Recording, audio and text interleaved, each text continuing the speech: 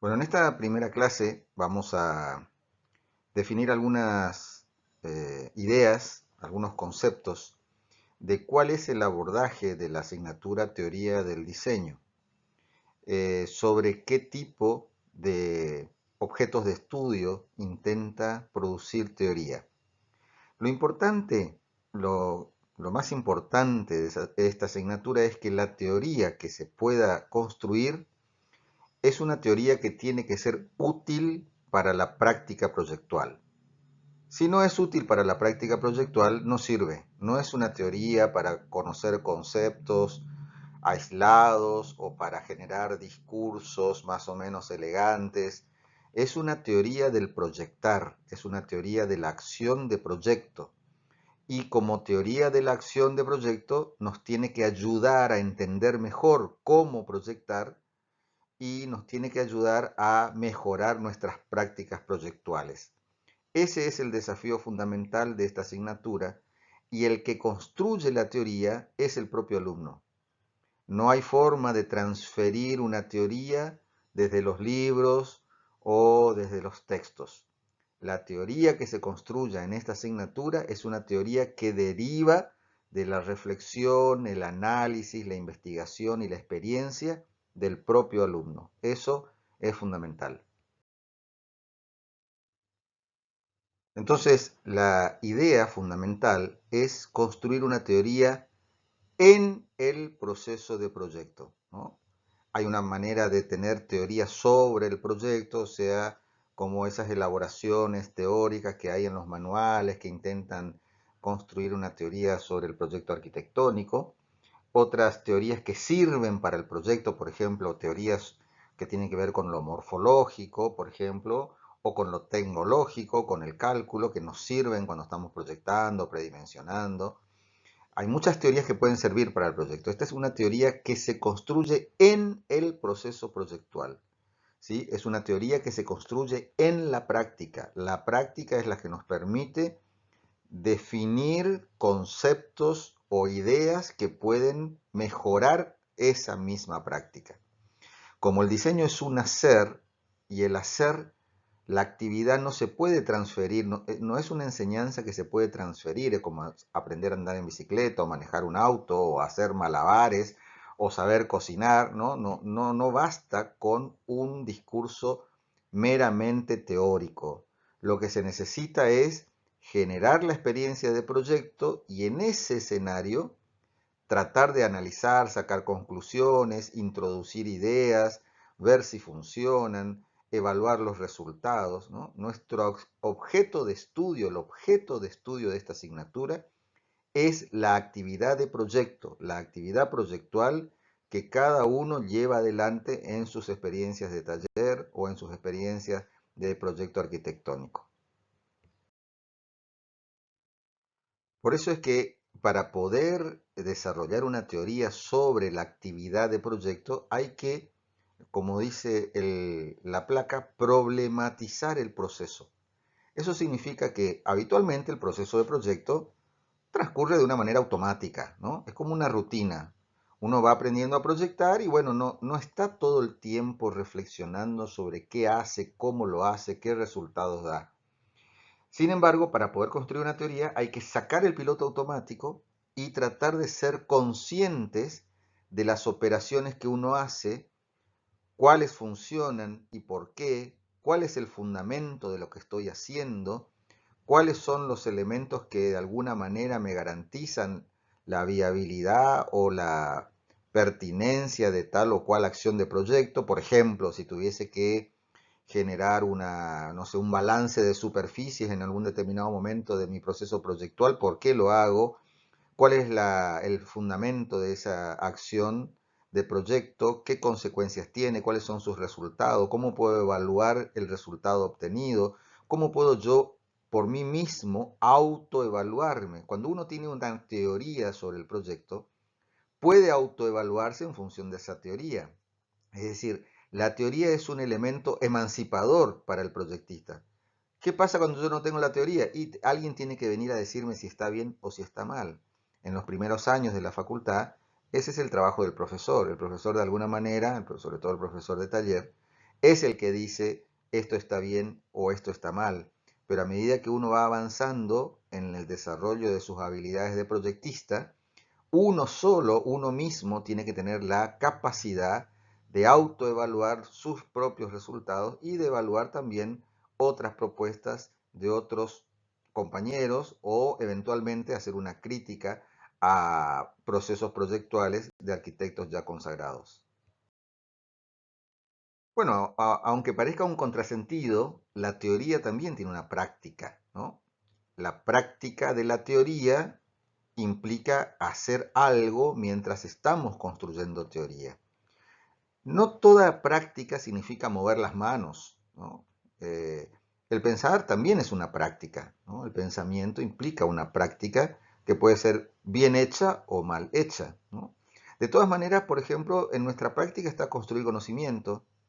Reflexionar significa volver sobre una cuestión y tratar de ir cada vez más en profundidad sobre eso que estamos analizando. Generar preguntas, autopreguntarme, ¿por qué hice esto? ¿Qué consecuencias tuvo? ¿Qué otras opciones podía haber tenido? ¿No? ¿Qué es lo que está en juego aquí? ¿Qué es lo que me propongo hacer? ¿Cómo hago para poder llegar a mis objetivos, a mis ideas? ¿Cómo se construye una idea de proyecto? O sea, la idea de construir preguntas, de generar cuestiones, habilita un espacio de reflexión propicio para la teoría. Criticar, analizar, formular ideas, ¿no? Construir enunciados con fundamentos, es decir, frases o ideas o pequeñas elaboraciones conceptuales que tengan un fundamento, que se sostengan en algo, en otro conocimiento, en una práctica, en una experiencia, en una prueba, ¿sí? Construir fundamentos. ¿Por qué hago? Si seguramente muchas veces a ustedes le preguntarán, ¿por qué? ¿No? ¿Por qué define este tipo de circulación o por qué plantea de esa manera los accesos? No es posible proyectar sin un fundamento. La idea del fundamento es que yo tenga argumentos que permitan validar o establecer la validez de lo que propongo.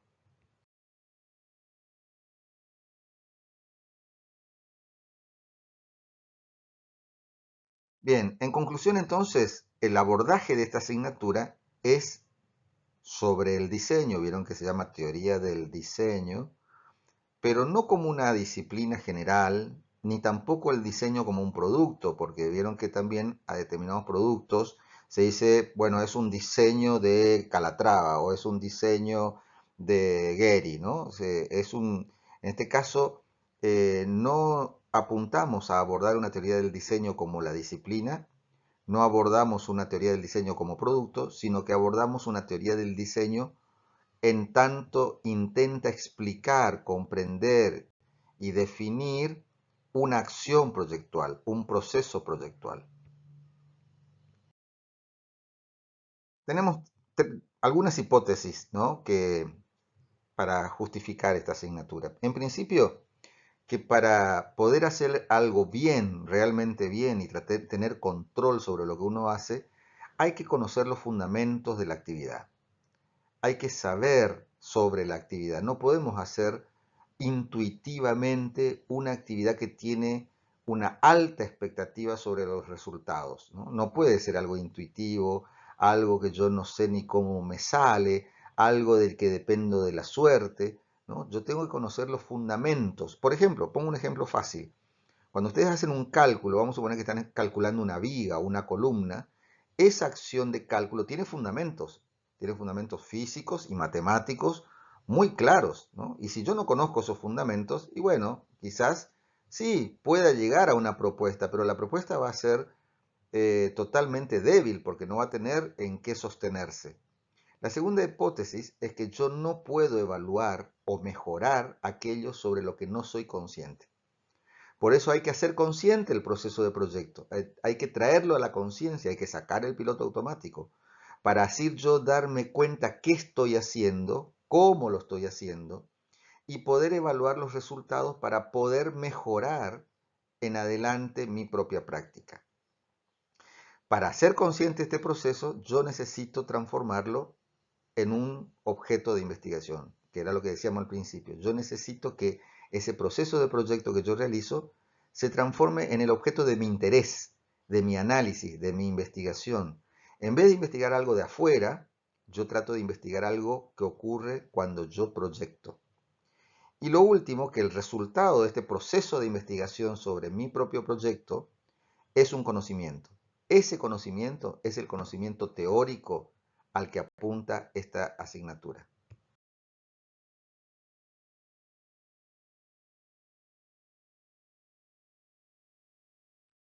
Se han desarrollado muchísimos conceptos o definiciones sobre lo que es el proyecto, sobre lo que es el diseño, sobre lo que es el diseño arquitectónico en este caso, ¿no? Y nosotros traemos una aquí que es una definición, un concepto muy extendido, que dice que el diseño arquitectónico resuelve problemas del hábitat, ¿no? Ya vamos a ver en su momento si es que resuelve problemas, ¿a qué le llamamos problema? Pero también podemos pensar que el diseño arquitectónico, que produce arquitectura, ¿no? También implica un proceso de transformación de ese hábitat. De alguna manera los arquitectos, al desarrollar sus propuestas arquitectónicas, producen una transformación no solamente física, ambiental, sino también una transformación de las formas de vida que se desarrollan en un determinado espacio, en una determinada ciudad, en un barrio, ¿no? En un determinado ámbito urbano. Entonces, tenemos que pensar que el proceso de proyecto es en sí mismo un instrumento de transformación. Bien, aquí solo un ejemplo, ¿no? Hay algunas personas que dicen, bueno, el proyecto o el objeto arquitectónico, como resultado de ese proyecto, tiene que satisfacer una demanda. Y es cierto, ¿no? Es cierto que la demanda es algo fundamental. Pero yo también pienso, y los invito a ustedes a pensar sobre este campo, sobre esta idea y a desarrollar sus propias conceptualizaciones, que no necesariamente el proyecto se agota en la demanda, sino que propone otras cosas también, ¿no? Entonces, sí, puede ser que satisfagamos alguna demanda, pero como que creamos otras, o creamos espacios de posibilidad dentro de los cuales surgen nuevas demandas. Fíjense en esta foto, por ejemplo, ¿quién pudo haber demandado o expresado una necesidad de semejante forma? ¿Sí? Y fíjense el contexto, el escenario arquitectónico que está en el fondo, ¿no? Y la función que alberga, una función comercial de este espacio. El arquitecto, en este caso, sí, considera la demanda, pero la reconstruye según sus propias categorías y formas de trabajar, sus propias expectativas, su propio lenguaje, su propia ideología, y genera cambios no solamente en el espacio, sino también en las formas de desarrollar ciertas actividades humanas que son centrales para el desarrollo de la cultura. Es interesante para reflexionar esta cuestión. Bien, entonces, ¿qué necesitamos para poder avanzar en la comprensión y en el análisis sobre el objeto de estudio, que es nuestro propio proceso proyectual? ¿Cuáles son los campos o cuáles son los aspectos o cuáles son las dimensiones que tenemos que atender para poder construir una teoría sobre el diseño, una teoría actual sobre el diseño? Estos cuatro aspectos que vemos aquí en esta placa son el resultado de un proceso de evolución de la teoría sobre el diseño. Nosotros les aportamos un par de textos que intentan reconstruir los principales avances de los 60 hasta los 90 sobre la investigación sistemática sobre el diseño. Porque ustedes sabrán que la disciplina proyectual, la disciplina diseño, es nueva, tiene 100 años aproximadamente. Sus primeros pasos fueron a principios del siglo XX, ¿no? Con todas las teorías de vanguardia, con la Bauhaus, ¿no? Con toda ese movimiento que intentó establecer las leyes que gobiernan la configuración de los espacios y de los objetos. Entonces la teoría del diseño es bastante reciente comparando con la teoría de la arquitectura, ¿no? Y ha pasado por distintos momentos de su evolución. Nosotros solamente focalizamos en estos 40 años en donde en un principio se puso el énfasis sobre una teoría de los métodos o una teoría para conquistar un método universal para todo el mundo. Sin embargo, a partir de esa expectativa se han ido incorporando otros elementos y hoy por hoy una teoría sobre el diseño incluye necesariamente a los sujetos, sean estos usuarios, diseñadores, al proceso o el método, ¿no?, con el cual se desarrolla la actividad, al objeto que se produce, en este caso el programa arquitectónico, el problema que se resuelve o el edificio o el objeto final, y a los contextos en los cuales se enmarca ese objeto, entornos, referencias a escenarios históricos, económicos, demográficos, políticos, etcétera, ¿no? Entonces, hoy por hoy una teoría sobre el diseñar tiene que considerar necesariamente estos cuatro aspectos. No podemos concebir una teoría sobre el diseño en el cual los sujetos que participan de alguna manera, ya sea como destinatario o como actores, no tengan un lugar preponderante, ¿sí? Como por ejemplo, ¿no?, los sujetos o los contextos o las dimensiones de lo que se produce como objeto final o las características de las metodologías utilizadas. Bien, entonces, como dije al principio, que para poder construir esta teoría sobre el diseño tenemos que generar conciencia, sacar el piloto automático, establecer un análisis reflexivo sobre las propias prácticas, ¿sí?, y atender estos cuatro elementos, el sujeto, el proceso, el producto y los contextos, y que necesitábamos generar investigación para poder construir conocimiento. La idea que les propongo es pensar que para construir esta teoría sobre el diseño, esta teoría situada en la práctica, necesitamos investigar sobre los contextos, investigar sobre los sujetos, investigar sobre los métodos e investigar sobre los productos. Es decir, necesitamos nosotros, para poder ser buenos proyectistas, debemos ser expertos en el contexto social, cultural o disciplinar que incorpora la práctica proyectual como un ingrediente fundamental. Tenemos que ser también expertos en el usuario, en el diseñador, en el cliente. Nosotros tenemos que conocer al diseñador, tenemos que saber cómo opera, cómo funciona, qué tipo de decisiones toma en la práctica, cómo lo hace, cómo justifica su proceso. También tenemos que saber las distintas concepciones que hay sobre el método, ¿sí?, que vamos a ir avanzando en el desarrollo de la asignatura. También tenemos que investigar sobre los productos, sobre las obras, sobre sus usos, significados, sobre sus procesos tecnológicos, sobre sus procesos productivos, sobre las representaciones que implica avanzar en el proceso proyectual. En este ámbito hay un montón de avances en el plano digital que han ido incorporándose, complejizando la tarea con la cual trabajamos muchos de nosotros de manera analógica ya hace como 20 años, ¿no? ¿Podrían en este momento ustedes parar la presentación y pensar por ustedes mismos qué es para ustedes una teoría del diseño? ¿Para qué sirve una teoría del diseño? ¿Podrían hacer esa elaboración y después continuar con la clase? Entre las múltiples relaciones que hay entre el diseño y la teoría, una conceptualización de ambos en una misma frase. Aquí yo les acerco esta idea de Ken Friedman, que dice que el diseño implica resolver problemas. Por eso que al principio, ¿se acuerdan que le decía que el diseño implica la resolución de problemas del hábitat, ¿no? Resolver problemas, la creación de cosas nuevas, ya sea objetos o formas de vida o actividades, y también la transformación de situaciones existentes o desfavorables en situaciones deseadas. Pensemos que bien como arquitecto nos puede tocar intervenir en un área urbana que está vacía y como situación desfavorable porque no tiene una función definida, y en el futuro ahí se puede instalar una escuela, un parque urbano, una plaza, etcétera, etcétera, ¿no? Puede ser una situación deseada. Y para hacer esto, dice Friedman, los diseñadores deben saber cómo funcionan las cosas y por qué. cómo funcionan los espacios, cómo funcionan las actividades, cómo funcionan los procesos de proyecto, en este caso, cómo se toman las decisiones en el proceso proyectual.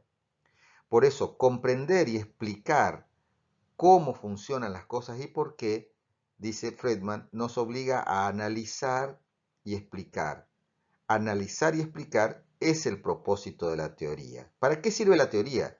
Para analizar, para explicar y yo le agregaría aquí para aplicar en un proceso que intenta ser mejorado. Bien, aquí solo una idea que este análisis, esta explicación teórica del proceso, involucra estas dos acciones. La acción técnica es una acción espontánea. ¿Vieron cuando nos ponemos a croquisar o nos ponemos a definir ideas sobre el papel o en la máquina? ¿No? Cuando tiramos cosas, cuando empezamos a elaborar alguna conjetura proyectual, algún boceto, algún esquema, algún diagrama, estamos en una acción técnica. ¿Sí? Es como una práctica. Esa acción técnica necesita ser analizada, criticada, evaluada, ¿sí? Eso se llama acción teórica. La acción teórica implica volver sobre la práctica una y otra vez, reflexionar sobre lo hecho y tratar de sacar conclusiones que puedan ser útiles para la próxima acción, ¿no? Por eso implica dos acciones, la práctica y la teoría juntas, no aisladas, ¿no? Ninguna de las dos sirve para nada. Mire, parafraseando a un conocido filósofo que decía algo así como que las intuiciones o la acción técnica son ciegas porque nosotros las realizamos sin saber a dónde vamos. Sin embargo, las conceptualizaciones son vacías porque si solamente pensamos pero no hacemos nada, es como que no tenemos ningún contenido, no tenemos nada que ofrecer. ¿Sí? Ambas se potencian y se mejoran mutuamente. Entonces, siguiendo ese mismo esquema, ¿no? La práctica, la mera práctica, la acción, ¿no? El piloto automático, lo que me sale espontáneamente, yo me piden que haga algo y lo empiezo a hacer, ¿no? Sin pensar demasiado, sin reflexionar, sin poner demasiadas pautas de inicio, ¿no? Simplemente dejando llevar mi iniciativa, mi capacidad creativa, ¿no? Eso implica un saber que está ahí oculto, lo que podríamos llamarle que está tácito o que está implícito, ¿no? Está escondido detrás de mi capacidad. Yo hago muchas cosas sin la necesidad de tener que explicar todo el tiempo lo que estoy haciendo, ¿sí? Simplemente me sale y punto. Sin embargo, el otro saber, el saber teórico, es un saber explícito. Es un saber que hay que verbalizarlo, ¿no? Es un saber que hay que ponerlo en lenguaje. Es un saber lógico porque no es un saber desarticulado, sino que intenta dar buenas razones sobre la práctica que produce determinados tipos de resultados proyectuales.